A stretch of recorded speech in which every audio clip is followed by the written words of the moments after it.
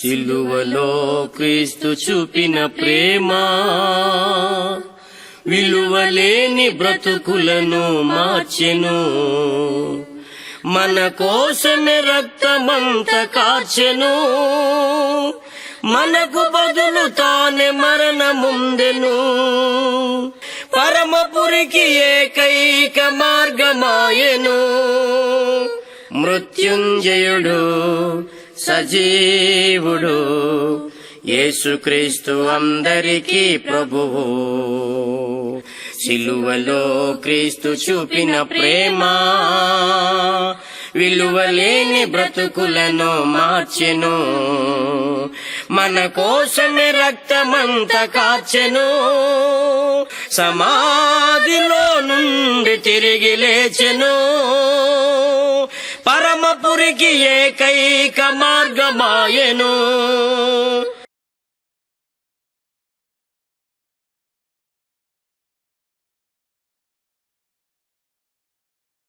మీ అందరికీ నా హృదయపూర్వకమైన వందనాలు. దేవుడు జగత్ పునాది వేయబడక మునిపే ప్రేమ చేత యేసుక్రీస్తులో మనందరినీ కూడా ఎన్నుకున్న విధానం పట్ల దేవునికి మనం కృతజ్ఞతలు చెల్లించవలసిన బద్దులమై ఉన్నాం అన్నటువంటి విషయాన్ని మనం గమనించాలి. ఎందుకంటే దేవుడు సమస్తం ఎరిగిన దేవుడు. దేవుని దగ్గర నుంచి మనం తప్పించుకోలేము అన్నటువంటి విషయాన్ని మనం గమనించాలి. ఎందుకంటే దేవుడు ప్రతి ఒక్క ఆశీర్వాదం కూడా ఆయన దగ్గర నుంచి వస్తుంది అన్నటువంటి విషయాన్ని మనం గమనించాలి. దేవుడు మన హృదయములను ఏకరీతిగా నిర్మించిన వాడు అన్నటువంటి విషయాన్ని చిన్న పాఠాన్ని మనం కొద్దిసేపు మనం నెవరు వేసుకుందామండి. దేవుడు మన హృదయాలను ఏకరీతిగా నిర్మించాడు అన్నటువంటి విషయాన్ని మనం గమనిస్తూ ఉన్నాం. అంటే ఒకే రీతి, అంటే వ్యత్యాసం లేదన్నటువంటి విషయాన్ని మనం ప్రతి ఒక్కరం కూడా గమనించాలి. వ్యత్యాసం లేదండి ఇందులోను. మరి మనం గమనించినట్లయితే కీర్తన గ్రంథము 33వ అధ్యాయము 15వ వచనంలో మనం గమనించినట్లయితే ఆయన వారందరి హృదయములను ఏకరీతిగా నిర్మించినవాడు, వారి క్రియలన్నీ విచారించేవాడు, వారిని దర్శించేవాడు అన్నటువంటి విషయాన్ని మనం గమనిస్తూ ఉన్నాం. అంటే ఏకరీతిగా నిర్మించడం కాకుండా మరి ఆయన క్రియలన్నీ కూడా విచారిస్తాడు అన్నటువంటి విషయాన్ని మనం గమనిస్తూ ఉన్నాం. అంటే ఒకే రీతిలో నిర్మాణం చేశాడు, మన క్రియలన్నీ కూడా మరి ఆయన గమనిస్తూ ఉన్నాడు అన్నటువంటి విషయాన్ని మనం గమనించాలి. ఎందుకంటే మనం ఆయన దగ్గర నుంచి మనం తప్పించుకోలేము అన్నటువంటి విషయాన్ని మనం గమనించాలి. ఏంటంటే ఆయన దగ్గర నుంచి మనం తప్పించుకోలేము. కీర్తన గ్రంథము 34వ అధ్యాయం 18, 19 కూడా మనం చదువుకుందామండి. విరిగిన హృదయం గలవారికి యెహోవా ఆసన్నుడు, నలిగిన మనసు గలవారికి ఆయన రక్షించును.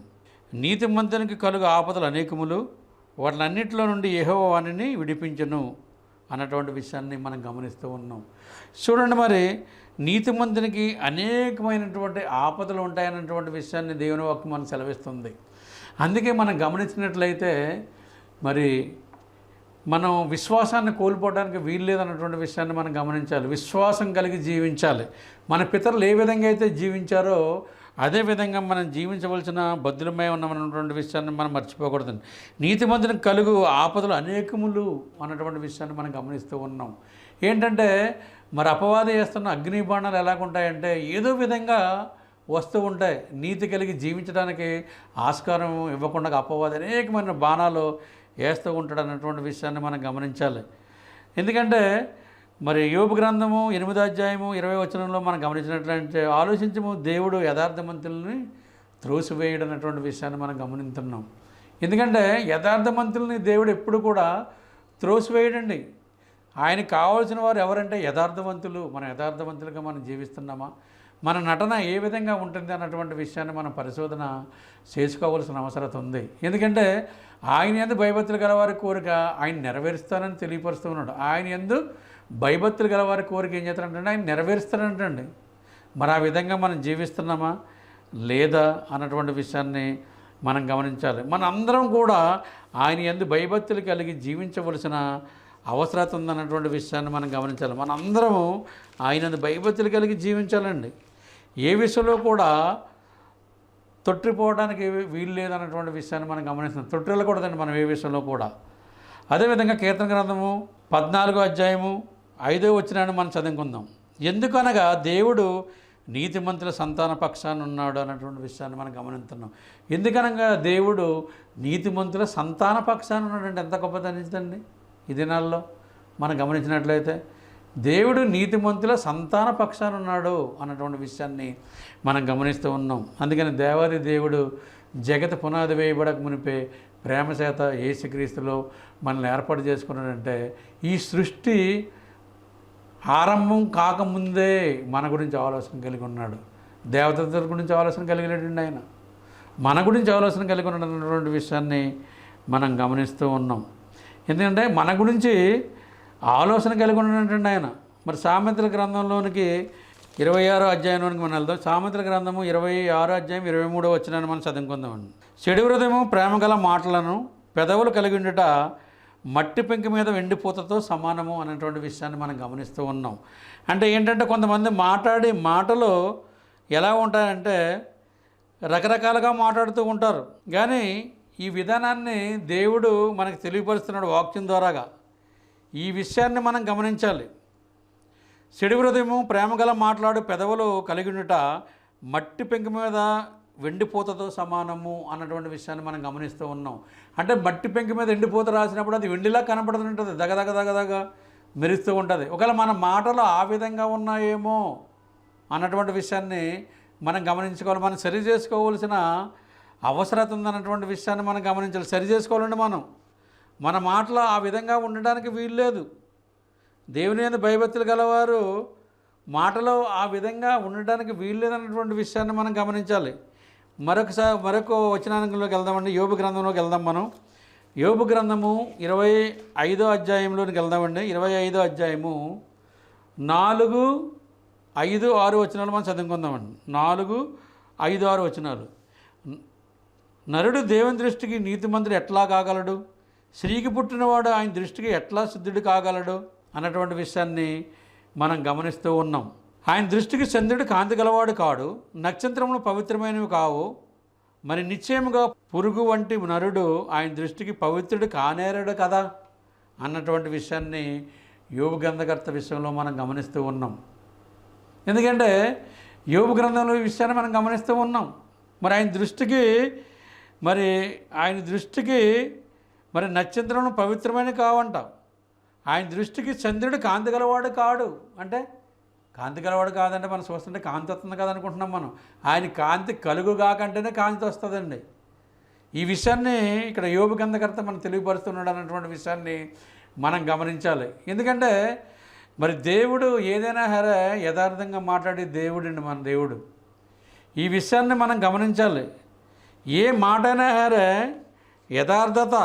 యథార్థం లేకుండా ఏ మాట కూడా ఆయన మాట్లాడనటువంటి విషయాన్ని మనం గమనించాలి. ఆయన యందు భయభక్తి గలవారి కోరిక ఆయన నెరవేరుస్తానంటున్నాడు. మళ్ళీ ప్రతి మాట కూడా యథార్థంగా మాట్లాడుతున్నాడు ఆయన. ఈ విషయాన్ని మనం గమనించాలండి. అదేవిధంగా మరొక వచనాన్ని మనం చదువుకుందామండి. విలాపవాక్యంలో 3వ అధ్యాయము 3వ వచనాన్ని మనం చదువుకుందాం. మాటకి దినమల్లా ఆయన నన్ను దెబ్బలు కొట్టుచున్నాడు అన్నటువంటి విషయాన్ని మనం గమనిస్తున్నాం. మాటకి దినమల్లా ఆయన దెబ్బలు కొడుతున్నాడు. ఎలాంటి దెబ్బలు కొడుతున్నాడు ఆయన మనం గమనించుకోవాలి. ఆత్మీయమైన దెబ్బలు మనం కొడుతూ ఉంటాడు. కుమారుడా, కుమార్తె, నువ్వు ఆ విధంగా ఉండడానికి వీల్లేదు.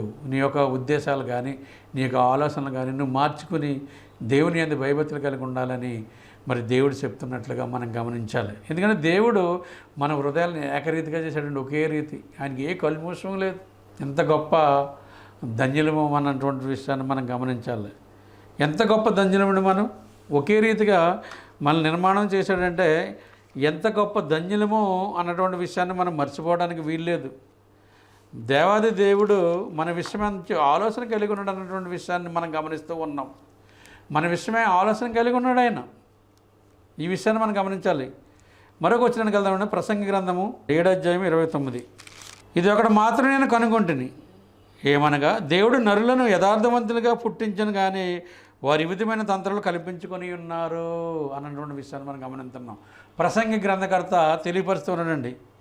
ఇది ఒకటి మాత్రం నేను కనుగొంటని, ఏమనగా దేవుడు నరులను యథార్థవంతులుగా పుట్టించను కానీ వారి వివిధమైన తంత్రములు కల్పించుకొని ఉన్నారు.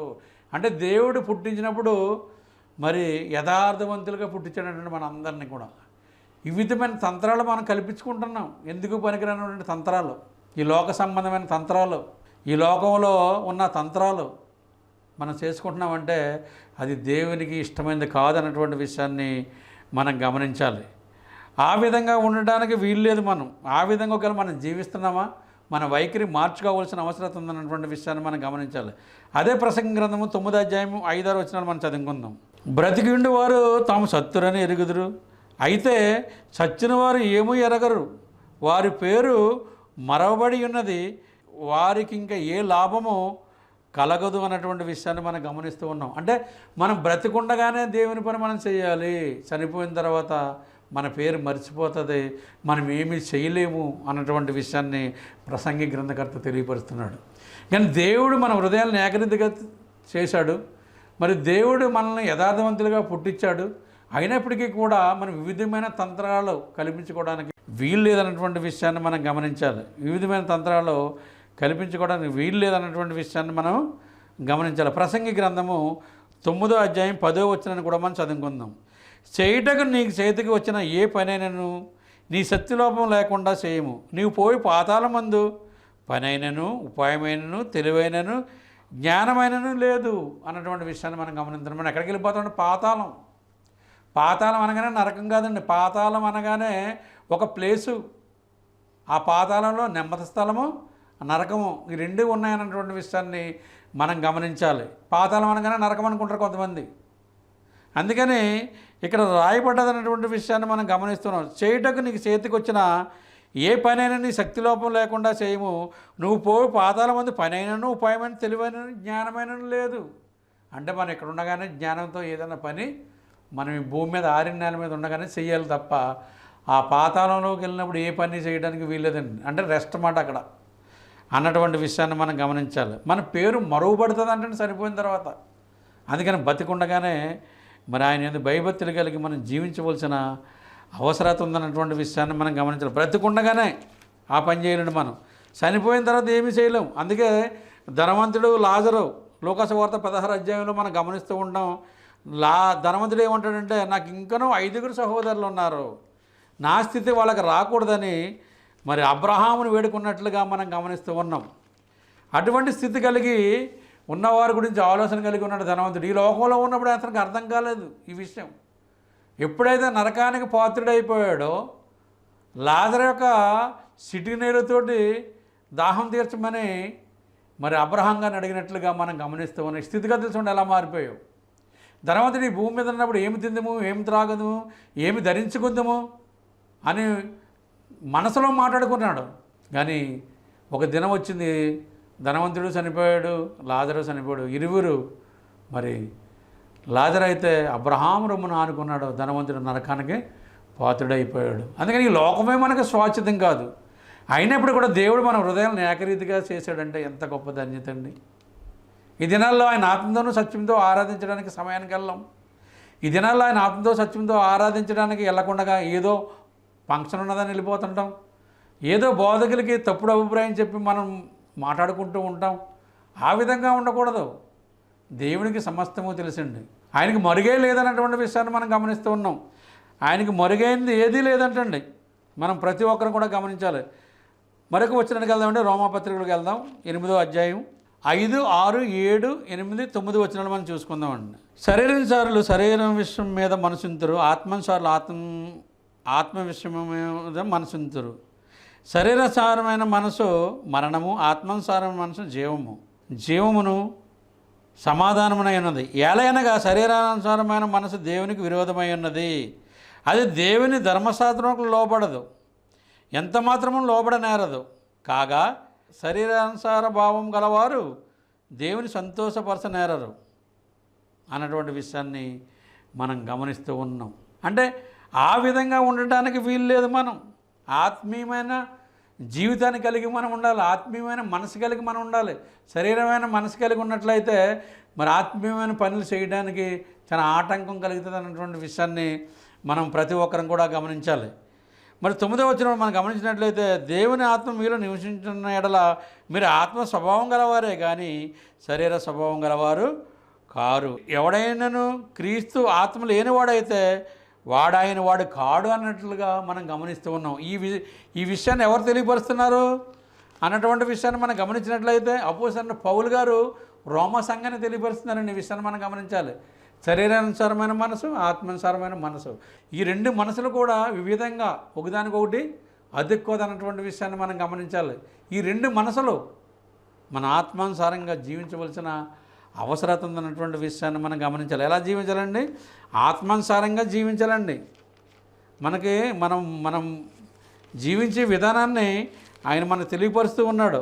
ఆత్మానుసారంగా మనం జీవించవలసిన బద్దులమై ఉన్నామన్నటువంటి విషయాన్ని మనం మర్చిపోవడానికి వీల్లేదన్నటువంటి విషయాన్ని మనం గమనించాలి. మనం మర్చిపోవడానికి వీల్లేదండి. ఆత్మానుసారంగా మనం జీవించాలి. దేవుడు అదే తెలియపరుస్తున్నాడు అన్నటువంటి విషయాన్ని మనం గమనించాలి. ఎందుకంటే దేవుడు మరి మన హృదయంలో ఏకరీతిగా నిర్మించిన వాడు అన్నటువంటి విషయాన్ని మర్చిపోకూడదండి. అదేవిధంగా యోహాను రాసిన మొదటి పత్రిక 5వ అధ్యాయము 12వ వచనం చదువుకుందామండి. దేవుని కుమారుని అంగీకరించిన వాడు జీవం గలవాడు, దేవుని కుమారుని అంగీకరించిన వాడు జీవం లేనివాడు. అంటే అందరూ అనుకుంటారు, నేను జీవం కలిగి ఉన్నాను కదా అంటే ఆయన భౌతికంగా మాట్లాడట్లేదు, ఆయన ఆత్మీయంగా మాట్లాడుతున్నాడు. శరీరానుసారంగా మాట్లాడట్లేదు, ఆత్మానుసారంగా మాట్లాడుతున్నాడు. ఈ విషయాన్ని మనం గమనించాలి. దేవుని కుమారుని అంగీకరించిన వాడు జీవం గలవాడు, దేవుని కుమారుని అంగీకరించిన వాడు జీవం లేనివాడు. మనం జీవం లేనివాడు అని వారిని భౌతికంగా హరే కోపం వచ్చేద్దాం అందరికీ. కానీ దేవుడు మనకు తెలియపరుస్తున్నాడండి ఈ యోహాను ద్వారాగా. ఈ విషయాన్ని మనం గమనించాలి.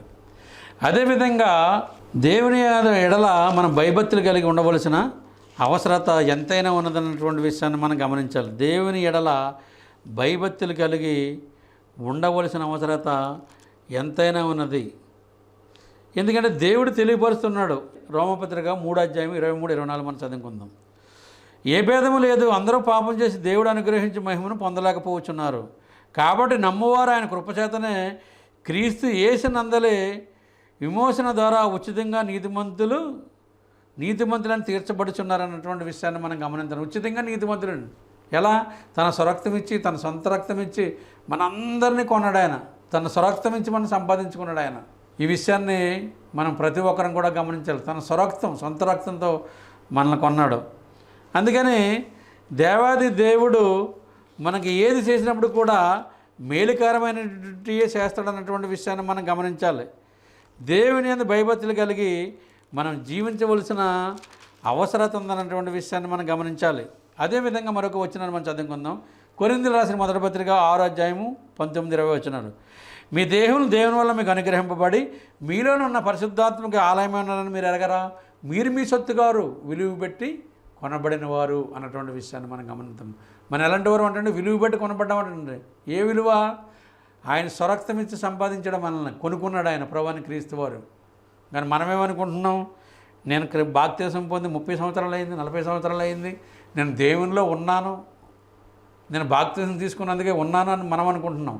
కానీ విలువ పెట్టి కొనబడగలగాలి మనం. ఆయన విలువ పెట్టి కొనడం మనల్ని. ఈ విషయాన్ని మనం గమనించాలి. ఆ విలువని మనం కాపాడుకుంటూ వెళ్ళిపోవాల్సిన అవసరం ఉంది. ఆ విలువని మనం కాపాడుకోవాలి. మన మరణం పర్యంతరం వరకు ఆ విలువని మనం కాపాడుకోవాల్సిన అవసరం ఉందన్నటువంటి విషయాన్ని మనం గమనించాలి. అదేవిధంగా మనం గమనించినట్లయితే మరి దేవుడు జగత్ పునాది వేయబడక మునిపే ప్రేమ చేత యేసుక్రీస్తులో మనల్ని ఏ విధంగా ఏర్పాటు చేసుకున్నాడు అన్నటువంటి విషయాన్ని కూడా మనం గమనించాం. అదేవిధంగా రోమపత్రికలో మరొక వచనాన్ని మనం చదువుకుందామండి. 6వ అధ్యాయము 6వ వచనాన్ని మనం చదువుకుందామండి. ఏమనగా మనం ఇంకనూ పాపమునకు దాసులం కాకుండాటకు పాప శరీరమును నిర్ధకం కాగున్నట్లు మన ప్రాచీన స్వభావము ఆయనతో కూడా సిలువేయబడినని ఎరుగుదుము అన్నటువంటి విషయాన్ని మనం గమనించాం. మన ప్రాచీన స్వభావం ఆయనతో కూడా సిలువేయబడుతుంది అంటే నీటి సమాధి చేయబడుతుంది అన్నటువంటి విషయాన్ని మనం గమనించాలి. మనం బాప్తిసం తీసుకుంటున్నాం, నీటి సమాధి చేయబడుతున్నాం. మన ప్రాచీన స్వభావం ఆయనతో కూడా సిలువేయబడుతుంది అన్నటువంటి విషయాన్ని మనం గమనించాలి. ఎంత గొప్ప ధన్యత అండి. మరి ఆ విధంగా జీవిస్తున్నామో మనం, లేకపోతే మన ఇష్టానుసారంగా జీవిస్తున్నామో మనకు మనం సరి చేసుకోవాల్సిన అవసరం ఉందన్నటువంటి విషయాన్ని మనం గమనించాలి. మరి ముగింపులో ఒక వచనాన్ని చూసుకొని మనం ముగించుకుందాం. ఏప్రిల్ రాసిన పత్రిక 6వ అధ్యాయము 4, 5, 6 వచనాలు చదువుకుని మనం ముగించుకుందామండి.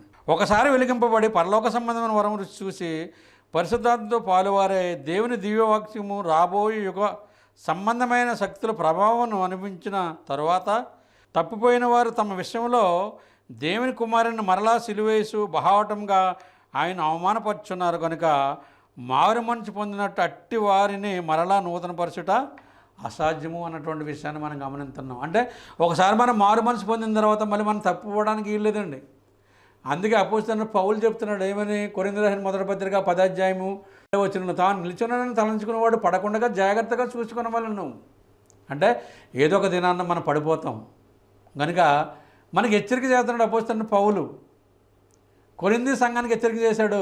అదే వచ్చిన మనం చదువుకున్నట్లయితే మనకు కూడా హెచ్చరికనండి. తాను నిల్చున్నానని తలంచుకునేవాడు పడకుండా జాగ్రత్తగా చూసుకోవాలి. ఒకసారి వెలిగించబడి మరి పరిశుద్ధాత్మలో పాలు పొందిన తర్వాత మళ్ళీ వెనక్కి తిరగడానికి వీల్లేదండి. మనం బహాటంగా ఆయన సిలువేస్తున్నామంట. మళ్ళీ అట్టి వారిని నూతనపరచడం అసాధ్యము అన్నటువంటి విషయాన్ని మరి ఆయన తెలియపరిచినట్లుగా మనం గమనిస్తున్నాం. అందుకని దేవుడు మన హృదయంలో ఏకరీతిగా నిర్మించాడు. అంటే ఏ కల్ముషము లేదు ఆయనకి. అంటే అందుకే ఆయన దేవుడై ఉన్నాడు అన్నటువంటి విషయాన్ని మనం గమనించాలి. ఎందుకంటే దేవుడు ఏది చేసినప్పుడు కూడా నా పిల్లలు బాగు యోగులు కలిగి ఉండాలి అని మంచి నిర్ణయం తీసుకుంటాడు అన్నటువంటి విషయాన్ని మనం గమనించాలి. దేవుడు మన హృదయంలో ఏకరీతిగా నిర్మించాడు అన్నటువంటి ఈ చిన్న సబ్జెక్ట్ని మరి ఇంతటితో నేను ముగిస్తున్నాను. శ్రద్ధగా అయినందుకు మీ అందరికి కూడా నా హృదయపూర్వకమైన వందనాలు నేను తెలియపరుస్తూ ఉన్నాను.